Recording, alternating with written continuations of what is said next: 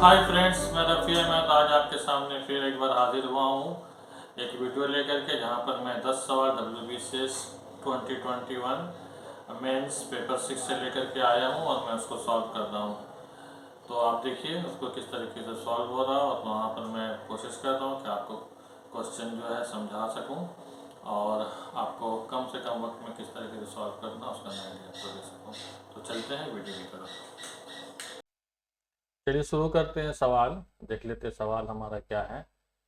हमारे question paper के मुताबिक इसका नंबर 71 है, आपका कुछ और नंबर हो सकता है, आप देख लीजिएगा। तो सबसे पहले सवाल देखते क्या है कि hemispherical ball is made up of steel sheet 0.8 centimetre thick.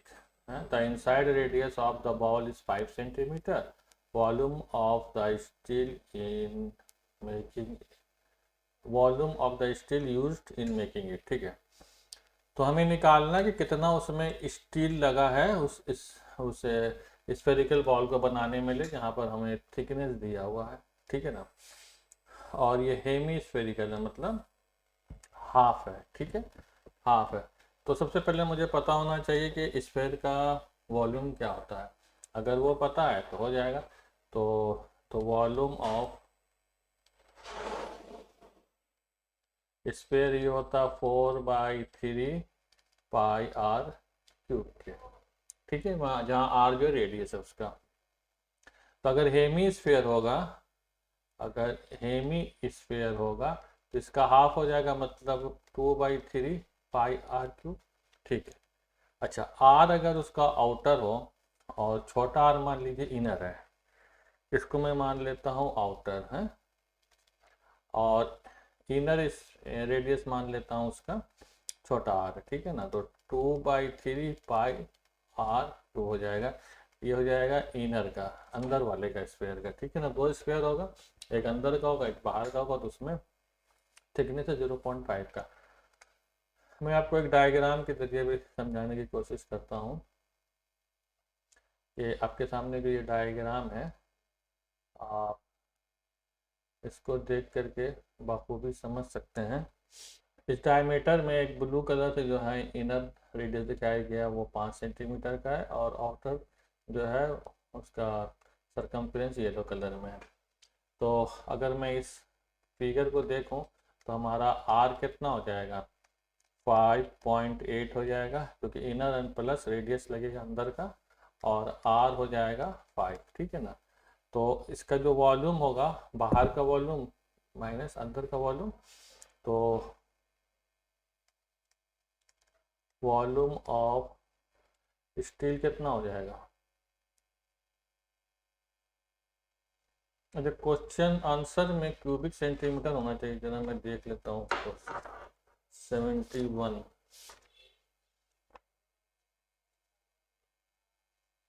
हाँ, यहाँ पर आंसर में गलती हो गई, यहाँ पर होगा क्यूब। इस सब में क्यूब लगा दीजिए, इस तरीके से होगा। तो स्टील कितना वॉल्यूम है वो निकालने के लिए हमारे पास क्या होगा, 2/3 पाई, ये कॉमन हो जाएगा, r cube minus r cube हो जाएगा, ये हो जाएगा। तो 2/3, ये पाई हो जाएगा 22/7, ये 5.8 क्यूब चढ़ेगा, और यहाँ पर चढ़ेगा 5/3। अब इसको सॉल्व कर दीजिए, तो ये तो गया 11, सॉरी सॉरी सॉरी सॉरी, ये तो कटेगा ही नहीं।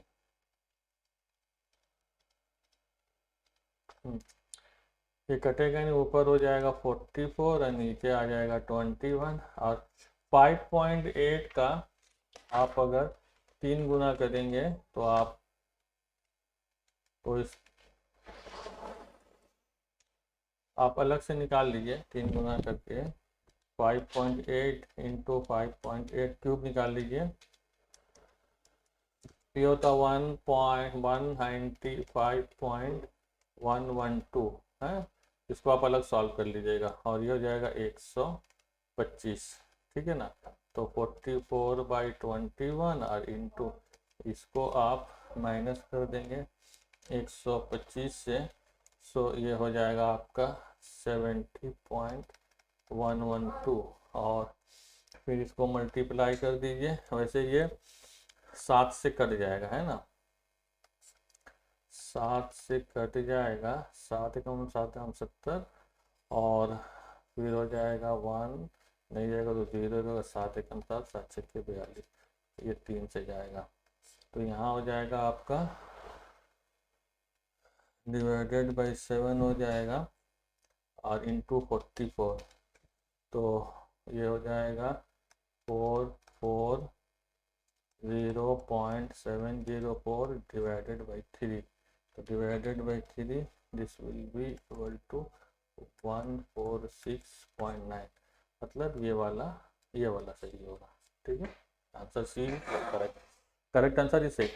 तो ये क्वेश्चन थोड़ा सा लेंदी है, इसमें कैलकुलेशन वगैरह कुछ ज़्यादा है, तो मैं आपको एडवाइस करूँगा इस तरीके का अगर क्वेश्चन आता है तो आप स्किप करते हैं, मत करें, दूसरा क्वेश्चन करें। उसके बाद जब लास्ट में आपके पास वक्त सफिशिएंट बचता है तो आप इस तरफ ध्यान दें, क्योंकि इस एक क्वेश्चन को करने में आपके दूसरे क्वेश्चन जो छूट जाएंगे, इसमें वक्त तो लगेगा क्योंकि कैलकुलेशन थोड़ा सा टफ है। तो बहरहाल ये 71 नंबर का यही आंसर होगा। आपने अगर क्वेश्चन को अच्छे तरीके से समझ लिया, वॉल्यूम ऑफ स्फीयर आपको पता है, तो very easily you can find out the volume of steel, जिससे कि वो स्फीयर बनाया गया है। चलिए ठीक है, चलते हैं नेक्स्ट क्वेश्चन की तरफ। Question the mean of 5 observation x, x plus 2, x plus 6, x plus 4, x plus 8 is 11. The mean of last 3 observation is, देखिए 5 ऑब्जर्वेशन आपको दिए गए हैं, उसका वैल्यू दिया गया है, लेकिन जो ऑब्जर्वेशन दिए गए उसमें कुछ अननोन डाल दिए गए, अननोन है जैसे x है ना, तो और उसके बाद लास्ट 3 का आपसे वैल्यू पता किया। तो सबसे पहले आपको x का वैल्यू पता करना है, वो पता कर लेंगे तो फिर वो 3 जो ऑब्जर्वेशन है उसका बहुत आसानी से आप निकाल सकेंगे। तो सबसे पहले क्या करेंगे कि हमारे पास है x और x plus 2 सबको जोड़ देंगे, और x plus 6 मीन निकालने का तरीका तो यही है ना, and plus x4 and plus x8। अभी मैं क्या बोला था, ये एक ऑब्जर्वेशन है, ये दूसरा है, ये तीसरा, ये चौथा, ये पांचवा, तो टोटल मेरे पास कितने हैं 5 ऑब्जर्वेशन है, ठीक है ना, 5 है, तो divided by 5 and this is equal to 11 है, यही है। अब देखिए 1x 2x 3x 4x 5x, तो हमारे पास है 5x एंड प्लस, उसके बाद जो देखिए 2 और 6 8, 8 4 12, 12 और 8 20 बटे 5 इज इक्वल टू 11, और ये इज इक्वल टू हो जाएगा 5x plus 20 is equal to 55, और x इज इक्वल टू 35 हो जाएगा, 5 7 आ जाएगा, x का वैल्यू कितना आ गया 7, ठीक है। अब आ जाइए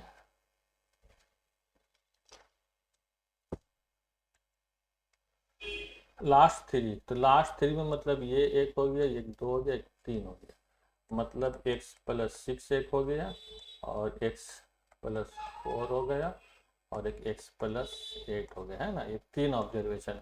अच्छा x का वैल्यू 7 है, 7 है तो 6 7 13 हो जाएगा, और 7 4 11 हो जाएगा, और 8 7 15 हो जाएगा, डिवाइडेड बाई 3 होगा, है ना, तो 15 और 11 कितना हो गया 24, और 15 39, 39 बाई 3 इसको काटेंगे 13 है, 39 correct answer.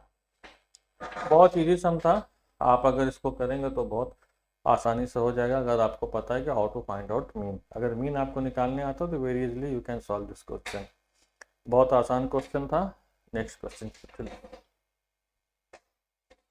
Question number 73, while preparing mixture of tea 5% tea is lost, in what ratio a trader should mix 2 kinds of tea costing rupees 600 per kg and rupees 450 per kg respectively, so that he might gain 25% on selling the mixture tea at rupees 625 per kg। ठीक है, पहले तो question समझ ले, ठीक है, question समझ में आएगा तो बहुत आसानी से हम लोग सॉल्व कर पाएंगे, ठीक है ना।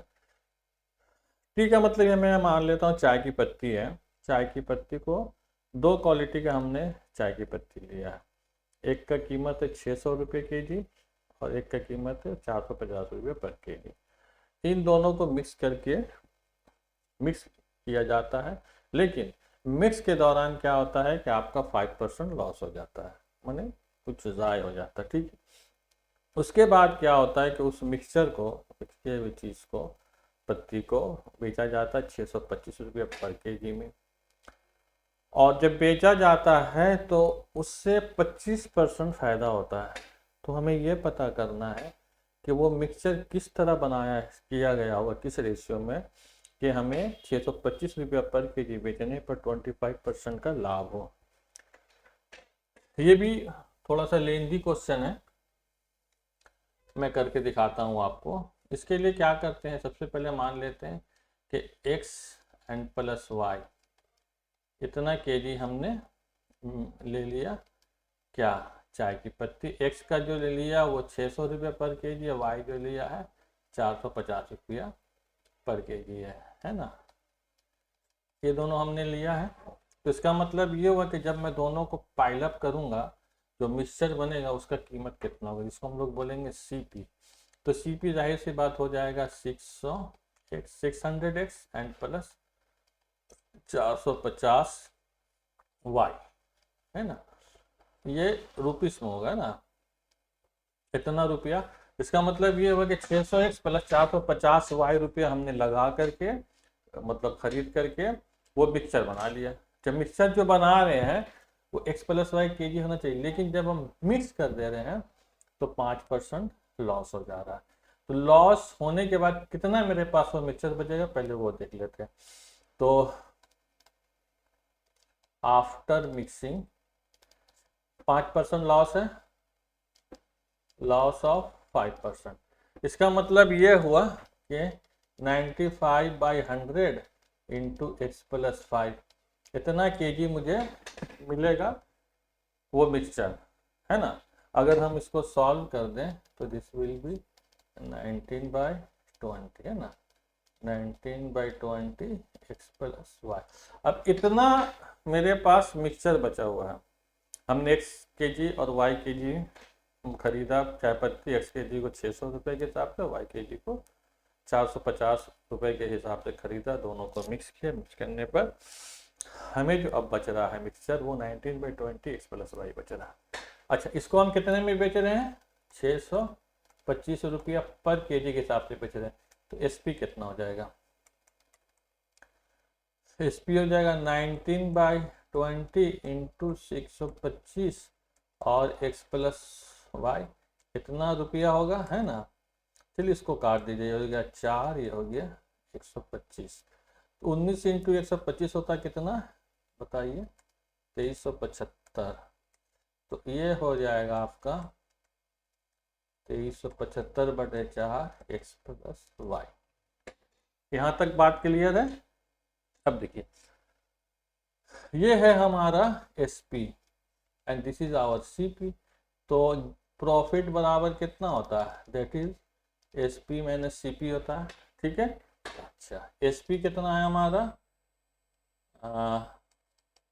2375/4 और x प्लस वाई, और माइनस CP है हमारा कितना, 600x एंड प्लस 450 वाई, ठीक है, यही है। अच्छा, इसको सॉल्व कर लेते हैं ताकि इजी हो जाए, है ना। चलिए इजी करने के लिए सॉल्व कर लेंगे। तो यहाँ हो जाएगा 4 और ये हो जाएगा 2375x, 2375y, ये हो जाएगा 2400x माइनस 1800y। तो 4 हो गया, यहाँ हो जाएगा माइनस 25x एंड ये हो जाएगा प्लस कितना हो जाएगा, तो 75 तो ऐसे उतर जाएगा, 18 ये हो जाएगा 575y। अच्छा, ये जो प्रॉफिट मिल रहा है मुझे कितने रुपए में मिल रहा है, इतना में मिल रहा है। तो इसका हम परसेंटेज अगर निकालने जाएंगे तो कैसे होगा, तो प्रॉफिट ऑफ परसेंटेज कितना है, 25 है, और इसको हम परसेंटेज कर देते हैं तो परसेंटेज करने के लिए ऊपर 100 और नीचे हो जाएगा 600x एंड प्लस 450y। ठीक है, तो मैं इसको और इसको काट देता हूँ, ये 25 से कटेगा और ये कट गया। ठीक है ना। तो अभी देखिए ये बराबर हमारा हो जाएगा 600x एंड प्लस 450y और this will be equal to -25x and plus 575, इसको कर देता हूँ, प्लस 575y है ना। अब देखिए ये 600 को मैं इधर ले आऊँगा तो ये कितना हो जाएगा 575x और इसको मैं उधर ले जाऊँगा तो 450 से 575 आप घटा देंगे तो कितना हो जाएगा 100। ये हो जाएगा 625, यहाँ गलती हो रहा, ये प्लस होगा ना भाई, ये तो प्लस होगा यहाँ आके, तो यहाँ पर हो जाएगा 625x और इसको उधर ले जाएंगे तो 450 से ऐसे माइनस हो जाएगा ना, तो बचेगा कितना 125 बचेगा। 50 से 75 के 25, 125y, तो x अपॉन y हो जाएगा 125 / 625, ये होगा 1/5, मैंने 1:5 करेक्ट आंसर होगा डी। तो आपको समझ में आ गया होगा ये क्वेश्चन का आंसर मैंने कैसे निकाला है। सबसे पहले हमने देखा कि उसको x और y में मान लिया कि खरीदारी के लिए, तो उसका जो CP हमारे पास ये आ गया कॉस्ट प्राइस। लेकिन उसको जब हमने किया 5% लॉस हो, यहीं पर चूज किया तो 5% लॉस करके इतना मेरे पास बच रहा है मिक्सचर, उसको भेज रहे 625 में, तो उसके हिसाब से मैंने SP निकाल दिया, सब मल्टीप्लाई करके SP निकाल लिया। उसके बाद जब प्रॉफिट निकला तो हमारे पास प्रॉफिट ये आ रहा, तो ये वाला मेरे पास प्रॉफिट आ रहा था। ठीक है ना। अब इस प्रॉफिट को मैंने परसेंटेज में करूँ क्योंकि 25% हमको दिया था, कन्वर्ट किया तो ये आ गया। ठीक है ना 25, तो 25 से इसको इक्वल कर दिया, इक्वल करने के बाद में x एंड y का हमने रिलेशन निकाल लिया, तो ये 1:5 आ गया। तो मेरे ख्याल से आपको समझ आ गया होगा। क्वेश्चन ये भी लेंदी था, तो अब आप समझिए आपको करना है या स्किप करना है, क्या करना ये आपका मैटर है। लेकिन मैं समझता हूँ कि इसको स्किप करके बाद में करना ठीक रहेगा अगर बचता वक्त तो। Question number 74, if 2x² + 5y² + 2z² - 2xy - 6yz = 0, the next is to y is to z is 1:2:3, ये जो भी है ठीक है। यहाँ पर कैसे होगा देखिए, इसको मैं अगर कॉन्वेंशनल तरीके से सॉल्व करने जाऊँ तो सॉल्व हो जाएगा, बट इट विल बी लेंदी। इसका आसान तरीका ये है कि heat and trial method use करेंगे। यहाँ पर heat and trial method use करने के लिए हम क्या करेंगे, मैं पहले इस पोर्शन को ले लेता हूँ। ठीक है ना, इसको मैं अप्लाई करता हूँ। x के जगह पे अगर मैं 1 वो करूँ तो कितना हो जाएगा, ये हो जाएगा 2 और 2 करेंगे तो 2 दूनी 4, 4 पंजे 20 एंड प्लस 3 × 9 दूनी 18। तो देखिए इतने हिस्से का जो आंसर हो रहा है 40। ठीक है। अच्छा, उसके बाद यहाँ पर माइनस साइड में देखें तो ये कितना 2xy, 2xy का मतलब हो गया 3 दूना 6 दूनी 12, यही तो होगा, एंड माइनस ना 2, हाँ 6yz, xy है ना, एक मिनट यहाँ पर है xy, तो x तो 1 है और y 2 है, तो ये हो जाएगा 4 होगा ना माइनस, और यहाँ पर हो जाएगा y 2 है 3, तो 3 6 जाएगा 36 है ना, ये भी माइनस में, ये हो जाएगा -40, तो -40 हो गया, ये कट करके 0 हो गया, सेटिस्फाई हो गया, यही इसका आंसर है। तो आपको पहले दफ़ा में यू गॉट आंसर, आप चाहो तो बाकी को भी कर सकते हो, लेकिन मैं तो कहूँगा करने के लिए, तो एक आंसर आ गया बात ख़त्म। और नहीं तो चलिए आप अगर मजीद है कि नहीं मुझे तो चाहिए, तो आप ये वाला लगा के देख लो लगता है कितने लगता। यहाँ पर देखिए 2 दूनी 4 दूनी 8 हो जाएगा, उसके बाद 1 है तो 5 हो जाएगा, उसके बाद 3 है, 3 से 9 दूनी 18, ये हो जाएगा 18 और 5 23, 23 और 8 31 होगा। इस पोर्शन में देख लेते तो माइनस साइड में क्या होगा, 2 दूनी 4 हो गया, -4 और -6 है ना, 6 से तो 2 और 1 3 है, तो 3 6 18, -22 -0 नहीं है, इसलिए ये तो नहीं होगा। तो बाकी भी नहीं होगा, आई एम श्योर। अगर आपको शक है तो you can check all this thing. Okay, चलिए नेक्स्ट क्वेश्चन देख लेते हैं। If sin a plus 5 cos a is equal to 5, then the value of 3 cos a minus 5 sin a square is equal to। इस तरह का question अक्सर आता रहता है और बहुत ही कॉमन क्वेश्चन है, तो इसको चलिए निकाल लेते हैं, कैसे निकलेगा देख लेते हैं। पहले जो गिवन है वो देख लीजिए, गिवन क्या है, 3 sin a and plus 5 cos a is equal to 5, ठीक है ना। तो इसको मैं स्क्वायर कर देता हूँ बोथ दी साइड, तो ये कितना हो जाएगा, 9 sin square a and plus 25 cos square a is equal to 25। ये मान लीजिए इक्वेशन 1 है। आप इक्वेशन 2 में देखिए ये है ना, ये तो इसको मैं खोल देता हूँ, और इसमें और भी होगा भैया, रुकिए।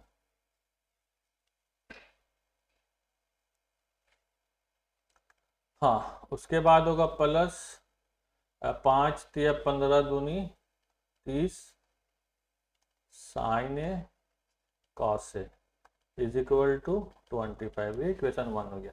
इक्वेशन 2 में देखिए 3 कॉस ए, इसको खोलेंगे तो क्या हो जाएगा, 9 cos square a plus 5 sine square a, तो मतलब हो जाएगा 25 साइन स्क्वायर ए, अब minus 30 sine a cos a is equal to, मान लेता हूँ ये x। This is our equation 2। अब मैं ऐड कर देता हूँ 1 और 2 को, तो ये तो कैंसिल हो गया। अब देखिए 9 में मैं कॉमन ले लूँगा, तो 9 में sine square plus cos square कितना होता है, 1, प्लस 25 वो भी sine square plus cos square to 1 is equal to कितना हो जाएगा, 25 प्लस x, है ना। तो 9 और 15 हो जाएगा 34 is equal to 25 plus x, तो x इज इक्वल टू आएगा 9। Is correct answer.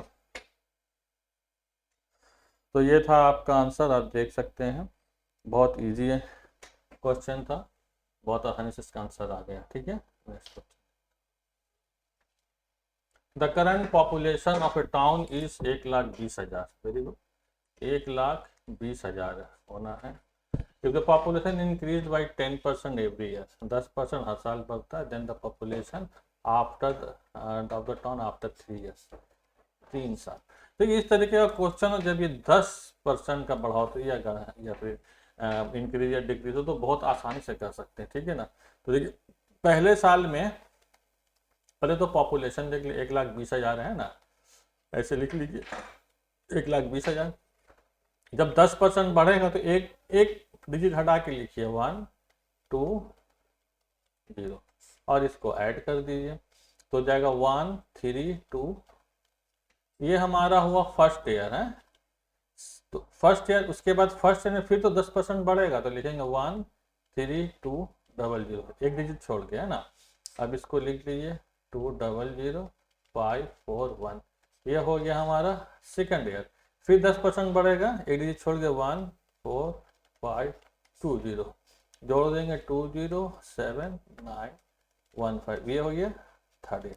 मैंने 3 साल बाद उसका जो पॉपुलेशन होगा यही होगा 1,59,720। तो आंसर देखिए 1,07,20, आंसर डी इज करेक्ट। तो बहुत आसान सा क्वेश्चन था, अगर आपको ट्रिक्स पता तो very easily you can find out this answer. तो 76 का भी हो गया। नेक्स्ट देखता हूँ। ABC is a triangle with angle C is 90 degree. If P is the length of the perpendicular from C to AB, then this 1 by B square। चलिए ठीक है, ये क्वेश्चन थोड़ा सा ट्रिकी है, थोड़ा सा समझने वाला है आपको, तो समझने की जरूरत है। पहले एज पर क्वेश्चन जो है हम लोग एक रफ ये बना लेते हैं diagram. ABC is a triangle, उस एंगल C इज 90, मतलब 90 डिग्री राइट एंगल ट्राइंगल है, तो समझ में आ गया मुझे। तो राइट एंगल ट्राइंगल चलिए राइट एंगल ट्रायंगल बन गया। अब कहा जा रहा है कि सी जो 90 डिग्री, मतलब ये जो है सी जो है ये हमारा 90 डिग्री। चलिए ठीक है, P is the length of perpendicular from C, मतलब इस पॉइंट C से और ए बी, तो मान लीजिए ये A है और B है, तो इस पॉइंट से एक परपेंडिकुलर, इस पॉइंट से एक परपेंडिकुलर लाइन इस तरीके से निकला है जो कि इस पॉइंट पे मिल रहा है, और ये है हमारा 90 degree. This is P length, यहाँ दिया P लेंथ दिया। चलिए अच्छी बात है, P लेंथ दिया, कोई बात नहीं है। तो मुझे ये रिलेशन निकालना है। चलिए कैसे निकलेगा ये रिलेशन, निकालना बहुत आराम से निकलेगा। देखिए हम लोग पहले एरिया ऑफ ट्राइंगल ABC देखते हैं। एरिया ऑफ ट्राइंगल ABC, देखिए ये क्या होता है, हाफ इंटू बेस। बेस हमारा क्या है BC, और इंटू क्या होता है बेस इंटू हाइट AC, ये हो गया AC। फिर यहाँ पर एक बार और बनेगा triangle, area of triangle half BC, अगर मैं AB मान लूँ, और हाइट है हमारा P, ये हो गया P, हो गया। ये दोनों ही एरिया जो है, ये दोनों ही एरिया एक ही ट्राइंगल का, इसका मतलब ये दोनों एरिया आपस में बराबर होंगे। चलिए अब देखता हूँ, इसको बराबर कर लेता हूँ। तो इसका मतलब ये हुआ कि half into BC into AC is equal to half into AB into P के होगा। चलिए हाफ और हाफ कट गया, ठीक है। अब यहाँ पर एक चीज़ और हम लोग देखेंगे, हाँ क्या देखेंगे, वो ये कि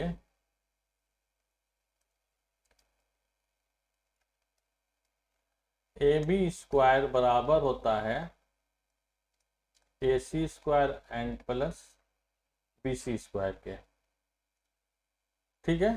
तो मैं इसको स्क्वायर कर देता हूँ बोथ दी साइड, तो हो गया BC square into AC square is equal to AB square into P। अब देखिए AB स्क्वायर हमारा यहाँ पर है, तो इसके जगह पर मैं लिखता हूँ AC square and plus BC square, ये P स्क्वायर हो जाएगा, ये भी P स्क्वायर के, ठीक है। अब देखिए क्या करेंगे, हम जो है 1/P को इधर ले आएंगे तो 1/P स्क्वायर हो जाएगा, और इसको मैं नीचे ले जाऊंगा, तो देखिए AC square BC square into AC square and plus BC square, ये है BC square into AC square, तो BC स्क्वायर कैंसिल, ये AC स्क्वायर कैंसिल, ये हो गया 1/BC प्लस 1/AC स्क्वायर। तो यही हमको निकालना था, 1/BC स्क्वायर 1/AC स्क्वायर, ये बराबर हो रहा हमारा 1/P स्क्वायर, मतलब C करेक्ट आंसर। तो आपको समझ में आ गया ये कैसे इसका आंसर आया है। तो इसके लिए सबसे पहले तो डायग्राम को आपको समझना था, उसके बाद as per question you have to draw the diagram, और यहाँ पर दिमाग लगाना था कि how to find out the area of triangle. Area of triangle दो तरीके से निकला है, एक ही एरिया को दो तरीके से निकाला गया, दोनों को इक्वलाइज किया गया, उसके बाद एक जगह पाइथागोरस थ्योरम लगाया गया, और फिर उसके बाद कैलकुलेशन करके वी गॉट आंसर। तो दिस ऑल आर इस type of question you can solve only when you are having enough practice. इस सब के लिए प्रैक्टिस करना बहुत ज़रूरी है, इसलिए मैथमेटिक्स में आप जितना प्रैक्टिस करेंगे आप उतना ज़्यादा सीख पाएंगे।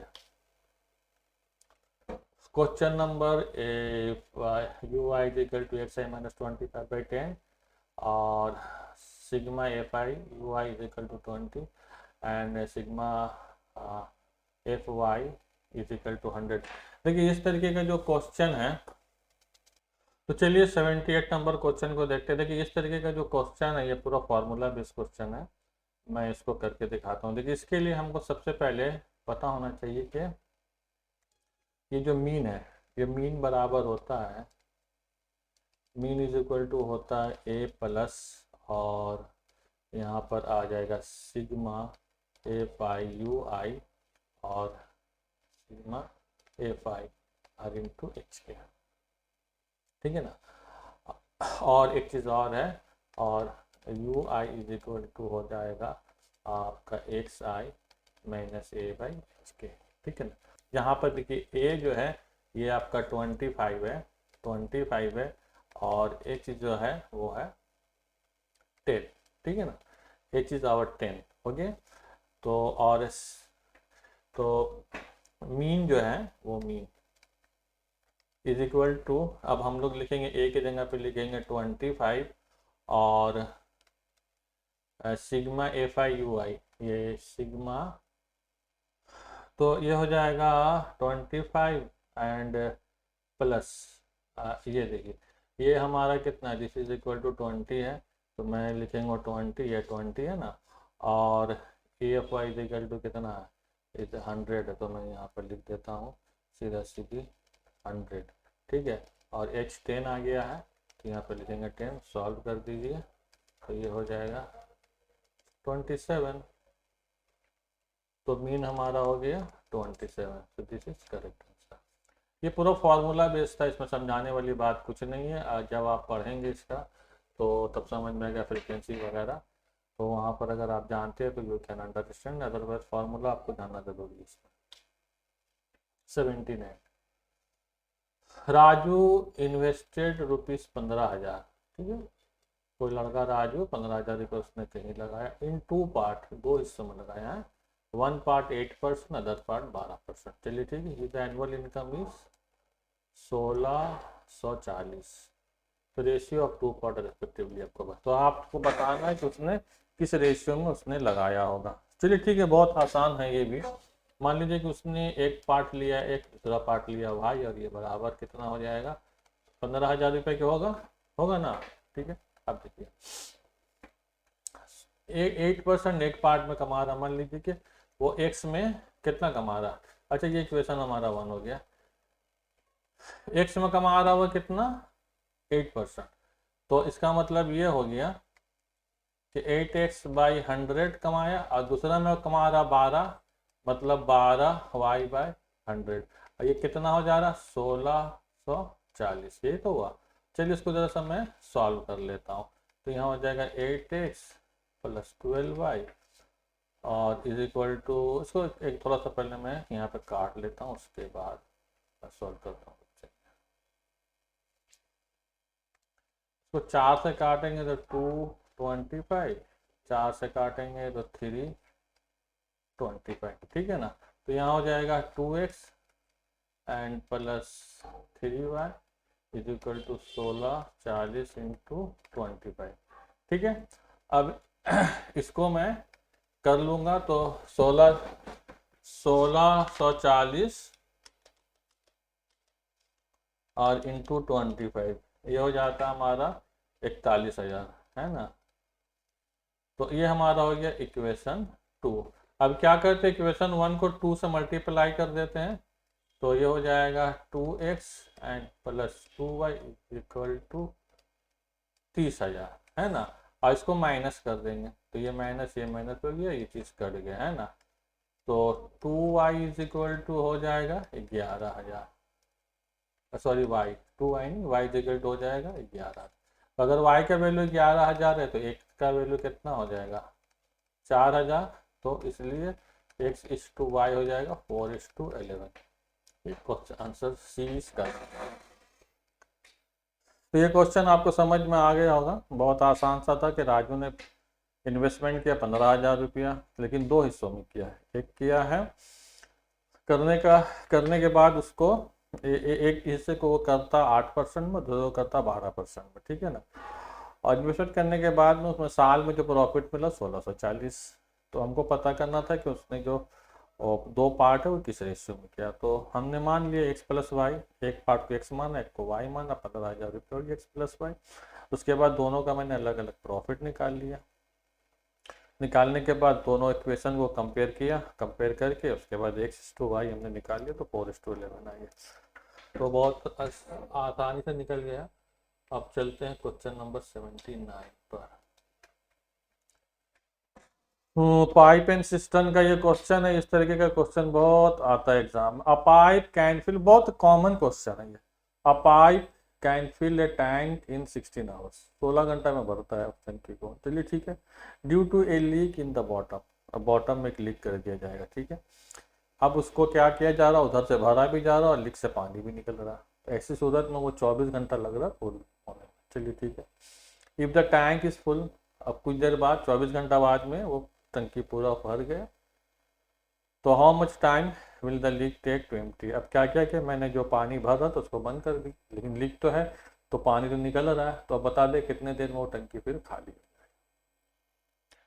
क्वेश्चन एक बार मैं फिर से समझा देता हूँ। एक टंकी है, एक सिस्टम है, उसमें अगर मैं पाइप से भरता हूँ तो 16 घंटा लगता है, ठीक है। लेकिन उसमें एक लीक कर दिया गया, उस लीक के कारण क्या हो रहा है कि 16 घंटे के बजाय अब 24 घंटा लग रहा है, ठीक है। तो हमसे पूछा जा रहा है कि अगर वो टंकी पूरा भर जाए और फिर उसके बाद उसको उसी तरह से छोड़ दिया जाए तो जो लीक से पानी निकलना शुरू होगा तो कितने घंटे में टंकी जो है खाली हो जाएगा। चलिए, बहुत आसान है। पहले तो मैं ये देखता हूँ कि ये 16 घंटे में भरता है, तो फिलिंग रेट जो है 16 घंटे में भरता है इन 1 आवर, 1 घंटा में मैं निकाल लेता हूँ, तो 1/16 पार्ट भरेगा 1 घंटा, ठीक है। अच्छा, और मैं मान लेता हूँ, और वो जो खाली होने का रेट है वो मान लेता हूँ x, ठीक है ना। x जो है वो उसको उतने देर में उसको खाली कर देगा, ठीक है ना। 1 घंटा में वो कितना खाली करेगा, 1/x। तो क्वेश्चन के हिसाब से 1/16 1/x, 24 घंटा में फुल हो रहा है, तो 1 घंटा में हो जाएगा 1/24, है ना। अब मैं क्या करता हूँ, x का वैल्यू यहीं से निकाल लेता हूँ, तो मेरे ख्याल से आंसर आ जाना चाहिए, है ना। तो कैसे निकालेंगे इसका, यहाँ पर हो जाएगा x प्लस, इसको पहले एक काम करते हैं, x को इधर कर लेता हूँ, और तो 1/x is equal to 1/24 minus 1/16, 16 48 हो जाएगा, 24 दूना 48, 16 तिया 48 माइनस 1/48। ये माइनस बता रहा है कि एम्प्टी हो रहा था, x इज इक्वल टू 48 आ रहा answer, this is the correct answer. बहुत आसानी से निकल गया, कुछ हमने ज़्यादा कैलकुलेशन भी नहीं किया, जस्ट 7-8 सेकंड में ये आंसर आप निकाल सकते हो इस तरह के क्वेश्चन का। तो ये था हमारा 10 क्वेश्चन, और मैंने आपको सॉल्व भी किया और हर क्वेश्चन को बहुत अच्छे से समझाने की कोशिश करी ताकि आप समझ सकें। तो तब तक के लिए बाय बाय, अल्लाह हाफिज़, फिर मिलते हैं हम लोग सेकंड वीडियो में। Okay, thank you.